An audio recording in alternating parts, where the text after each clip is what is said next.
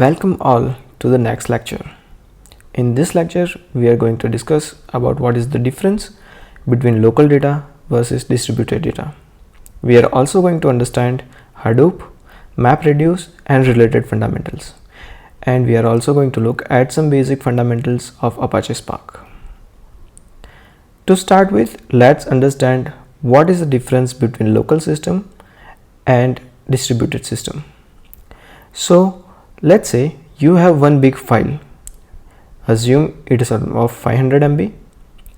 That 500 MB of file can reside into one single local system. By local system, I mean your laptop or desktop. So if you have enough memory available in your system, you can able to store as many big files as the size available to your system. So if 500 MB of file we have, then we can able to store it into a local system. But imagine that your file system or your local system is having a memory of 500 MB and you have a file with 1 GB. Now that is a problem, right?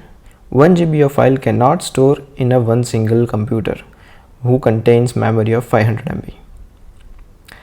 Now as we are discussing about big data, generally we are receiving huge amount of files. In the previous lecture, we saw the data are getting generated at the rate of GBs and TBs. So for that, we require multiple systems to club together to form a cluster. Now to solve the same example, let's take an example. Now we are having 500 MB of file and the memory size of each of the machine we have is only 100 MB. So in this case, the distributed file system can be helpful to us by storing 100 MB of file in each of the system. So we will form a cluster of 5 machines containing 100 MB of size each, so that our 500 of MB file can be divided into 5 partitions and stored across each and every single machine available to the cluster. This way we can store a huge and a big file to a distributed network called as a cluster. This cluster is closely connected with each other and forming a network.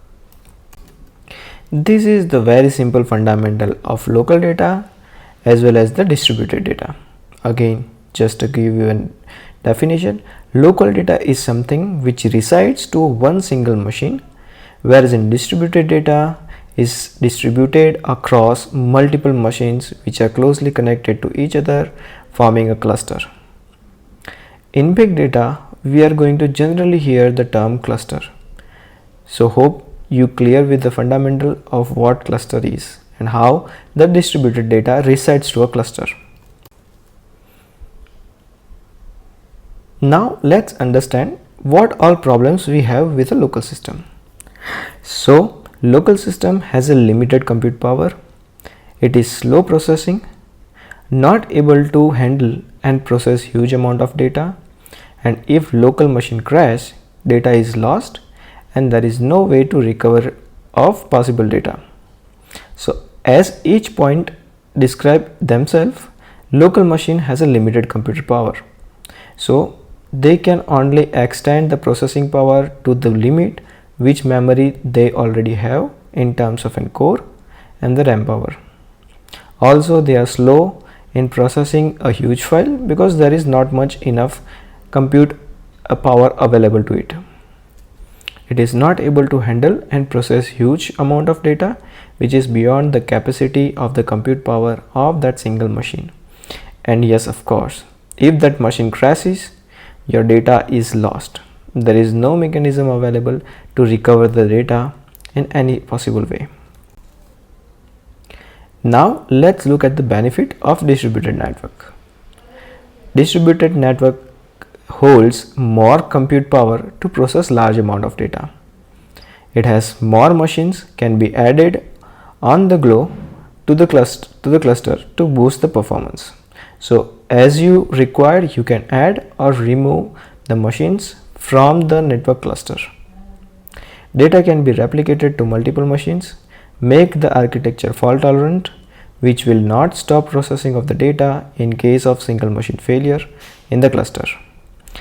By that, we can copy the same amount of data in a small chunk to multiple machine. So let's say in case one of your machine from a cluster dies, we already have the replica of the same data which is available and reside to some other machine. In that case, we are not going to lose the data, and so this architecture makes the entire application a fault tolerance. Processing will be much faster as parallel processing can be achieved in cluster mode. By that, we can understand it using one single example. Let's say there is very famous hotel in your area. You wanted to eat there, so you went there and you ordered something. Now there is only one single chef available to that hotel. So he or she start preparing your order. Meanwhile, 2 more customers came to the same hotel to try the dishes. But now they are into queue because your chef is busy preparing your order. Once your order is served, only then the next order will be picked up and he or she will start making of it. So and so forth, all the coming customers has to wait. This is the perfect example of sequential processing. Now let's change and see that the owner of that hotel hired 2 more chefs. In this case, 3 chefs can take 3 orders from a customer and process that parallelly. Exactly the same way we do have the concept of parallel processing in the big data world, where at the same time each machine from the cluster will process the data resides to that machine. So if you remember the previous example, we have 5 different machines and all of containing of 100 MB of size. So each machine will contains an 100 MB of file partition. So each machine and each process can process that 100 MB of file, and so on all the 5 machines can process the 500 of MB of file at the same time. So the result of generating the output of that 500 MB of file will be much more faster than the local processing. These are the benefits of distributed network. Now let's understand what is Hadoop. So one big file can be splitted and stored on multiple machines. Hadoop framework helps us to achieve the fault tolerant architecture by distributing and duplicating file blocks to the multiple machine. This is the same point we just visited. Hadoop uses HDFS structure to do so, which stands as Hadoop Distributed File System. So Hadoop is distributing your file and managing all the metadata of the file, so that when you are processing it, Hadoop knows that which file partition resides to which machine. Hadoop uses the MapReduce architecture to process the data, which makes the data processing faster. Now MapReduce is one of the key architecture of Hadoop. We are going to look into that in the next lecture. Let's understand the working of HDFS.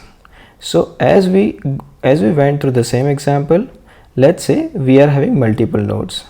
Now here the name node is something which is you can assume as a master node, and we'll have multiple data nodes residing to a cluster. All the data nodes, consider a data node as one of your machine. So all the data node is having the memory available to it. Now as you can see, on the left side we have file divided into blocks. So assume it as a one single big file which divided into 4 blocks.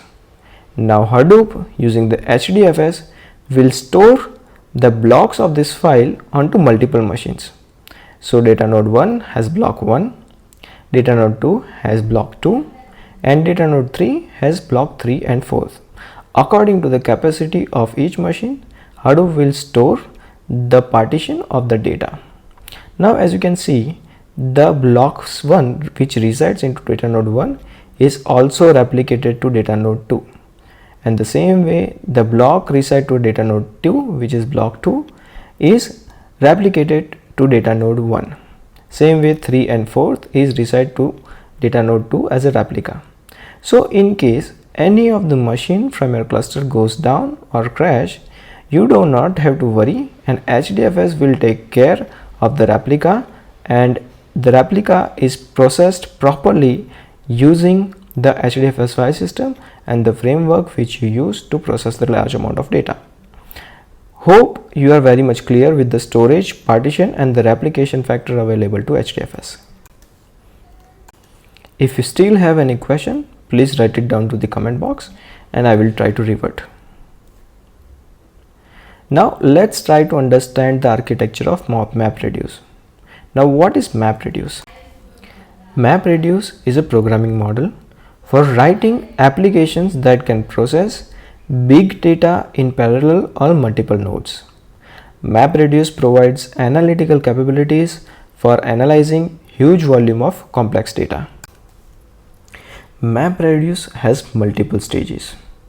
Those stages consist of the main input, which resides to your file. Then there is a stage called splitting, mapping, shuffling, reducing and generating the final result. Let's go over each and every one. To start with, let's understand what is input. So let's assume that is a file. One of the text file contains these 3 lines of text: dear beer river, car river and dear car beer. These are the 3 lines which resides into one file. The very first step which executes called as in splitting, which splits each of your line. So as you can see, the first line is dear beer river, and so 2 more lines we are having as in split. In the mapping section, MapReduce will assign numbers to each word. Now we are having deer as 1, beer is also 1 and river is 1. So each number is assigned to one single word. As and when you can also see at line number 2 and 3 the same process is happening. Now the second step comes as in shuffling.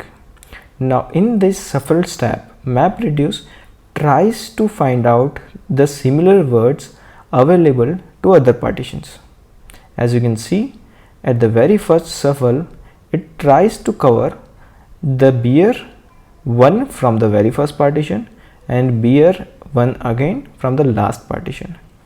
So shuffle operation tries to find out all the mapping words and try to club into one single partition. Same way we are having car, which is 3, deer as 2 and river as 2. These all the words found out after the end of the shuffle operation. Then after, a reduce operation will be triggered. What reduce will do? Reduce will try to club the similar words into numbers. So as you can see, we have beer as in 2, car as in 3, deer as 2 and river is also 2. At the final, we are having the final result available, which consists of all the reducing results, where we are having beer 2, car 3, deer 2 and river 2. This is the perfect example solution of word count problem using MapReduce.